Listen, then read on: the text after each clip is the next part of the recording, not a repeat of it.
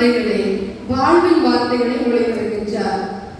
மன்னிப்பின் வாழ்வு, நித்திய வாழ்வு, கருணையின் வாழ்வு, ஏக்கத்தின் வாழ்வு, தாகம் தீர்க்கும் வாழ்வு, வெற்றியின் வாழ்வு, ஒப்புதல் வாழ்வு, இப்படி 7 விதமான வாழ்வு தரும் வார்த்தைகளை ஒளிபரப்புகின்றார். இதில் இணையற்ற இரட்சகராம் இயேசு கிறிஸ்து மொழிந்த 2வது வாழ்வாகிய நித்திய வாழ்வு குறித்து ஒரு சில காரியங்களை கூறலாம் என்று ஆசிக்கின்றேன். அதுக்கு ஆதாரமாக தெரிந்து கொண்ட திருமறை வசனம் லூக்கா நற்செய்தி நூல் 23ஆம் அதிகாரம் 42-43. இயேசு அவர்களை நோக்கி, ஆண்டவரே, நீர் உம்முடைய ராஜ்யத்தில் வரும்போது அடியேனை நினைத்தருளும் என்றார்.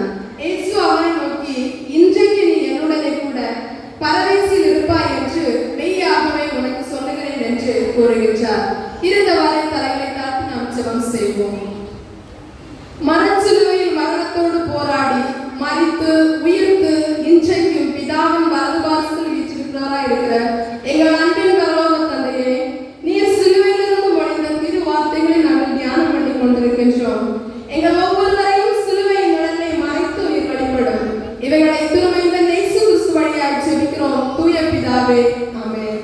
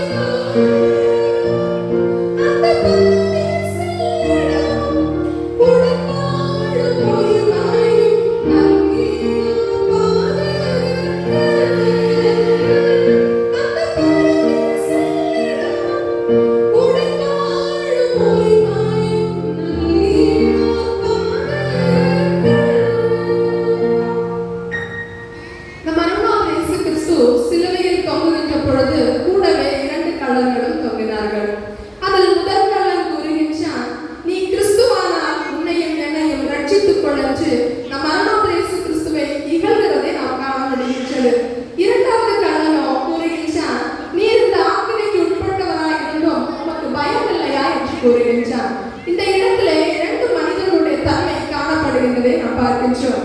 முதல் கள்ளன் அந்த மரண வேதனையிலும் இயேசுவை இகழ்கின்றவனாக இருக்கின்றான். 2வது கள்ளனோ மரணாதரை விட்டு செல்லாதவனாக இருக்கின்றான். ஆம் அன்பர்களே, இன்றைக்கு சிலர் இயேசுநாதரை இகழ்ந்த கள்ளனை போல இருக்கிறார்கள் என்பதற்கு இந்த கள்ளன் உதாரணமாக திகழ்கின்றான். ஆனால் 2வது கள்ளனை பாருங்கள். அவர் தேவகுமாரன் என்று அறிந்தும், ஆண்டவரே, தேவகுமாரனே, என்னை மறவாமல் இந்த பரதீசில் வரும்போது நினைத்தருளும் என்று வேண்டிக் கொள்வதை நாம் பார்க்கின்றோம். அன்பர்களே, நாம் எப்படிப்பட்டவர்களாக இருக்கின்றோம் என்பதை சற்று சிந்தித்து பார்க்க கடமைப்பட்டிருக்கின்றோம். 3 விதமான உணர்வுகள் காணப்படுகின்றது. ஒன்று பாவ உணர்வு, இன்னொன்று மன்னிக்கும் உணர்வு, 3 ரட்சிப்பை தேர்ந்தெடுக்கும் உணர்வு. இப்படி 3 வகையான உணர்வுகளை காணப்படுகின்றது. முதலாவதாக பாவ உணர்வு. இந்த 2வது கள்ளன் பாவத்தை உணர்கின்றான். ஐயோ, நான் பாவி, பாவம் செய்தேன் என்று ஆண்டவரிடம் முறையிடுகிறதை நாம் பார்க்க முடிகின்றது. பாவத்தில் 2 விதமாக காணப்படுகின்றது. டிஸ்பரன்ஸின், டெலிவரன்ஸின் என்று. டிஸ்பரன்ஸின் என்று சொல்லுகின்ற பொழுது சூழ்நிலைக்கு ஏற்றவாறு நாம் பாவம் செய்வது. ஒரு சூழ்நிலை பாவமாக போய் சொல்கிறதோ, ஏதாவது நாம் பாவம் செய்து விட்டால் எப்படியாவது நாம் அந்த பாவத்தை மன்னிக்க வேண்டும் என்று கடவுளிடம் மன்றாடுவது சூழ்நிலைக்கு ஏற்றவாறு செய்கின்ற பாவம். ஒரு நடந்த நிகழ்வை உங்களுக்கு கூறலாம் என்று ஆசிக்கின்றேன். ஒரு இளைஞன் தனது இள வயதில் தான் செய்யாத பாவம் எல்லாமே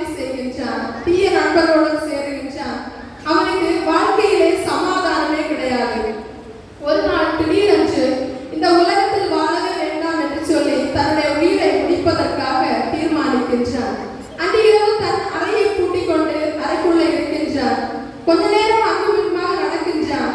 திடீரென்று நம் மரணான இயேசு கிறிஸ்து சிலுவை அகோர காட்சியில் அந்த மனிதனிடத்திலே தென்படுகின்றார். அந்த மனிதனிடம் கூறுகின்றார், மகனே, உனக்காக நான் மரித்தேனே, எனக்காக நீ என்ன செய்தாய் என்று கேட்கின்றார். இதோ பார், நீ கைகளினால் செய்த பாவத்திற்காக என் கைகளிலே ஆணி பாய்ந்த காயங்கள், நீ கால்களினால் தீமையான பாதைகளுக்கு சென்றதினால் என் 2 கால்களையும் சேர்த்து வைத்து ஆணி அடித்த காயங்கள், நீ தவறான சிந்தனைகளை சிந்தித்ததினால் என் தலையிலே முள்முடியின் காயங்கள். இப்படி நான் உனக்காக இவ்வளவெல்லாம் செய்தேனே, நீ எனக்காக என்ன செய்தாய் என்று அந்த சிலுவையின் காட்சியில் அந்த மனிதனிடம் கூறுகின்றார். அவன், ஐயோ, நான் பாவம் செய்து விட்டேனே, இனி நான் என்னை தப்பித்துக் கொள்ள ஒருவரால் முடியாது என்று சொல்லி வேதனை அனுபவிக்கின்றார். போலீஸ் அதிகாரியால் கூட அவனை கண்ட்ரோல் பண்ண முடியாதவன் நம் மரணான இயேசு கிறிஸ்துவின் சிலுவை காட்சியினால் அவன் உள்ளடங்குகிறதை நாம் பார்க்கின்றோம். நண்பர்களே, சூழ்நிலையின் காரணமாக நாம் செய்யக்கூடிய பாவங்கள் நமக்கு மன்னிக்கப்படுகின்றதை நாம் பார்க்கின்றோம். டெலிவரன்ஸ் என்று சொல்லுகின்ற பொழுது துணிகரமான பாவம், அறிந்தும் பாவம் செய்வது, மதுவான போதைப்பொருள் குடிக்கக்கூடாது தெரியும், தெரிந்தும் அதை செய்வார்கள். கெட்ட வார்த்தை பேசக்கூடாது தெரியும், தெரிந்தும் செய்வது துணிகரமான பாவம். வேதத்தில் கூறுகின்றது, அறிந்தும் அதன்படி நடக்காதவர்களுக்கு அநேக அடிகள் என்று திருமறை தெளிவுபடுத்துகின்றது. துணிகரமான பாவம் செய்பவர்கள் கடைசி வரையிலும் மனம் மாற மாட்டார்கள் என்பது நமக்கு அறிய முடிகின்றது. பாவத்திலே வாழ்ந்து, பாவத்திலே ஊறி, பாவத்திலே பழகி, பாவத்திலே சாவது, மடிவது, இதுதான் இப்படிப்பட்ட பாவம் தான் நம் மரணான இயேசு கிறிஸ்துவிடம் இருந்த பாவியம்.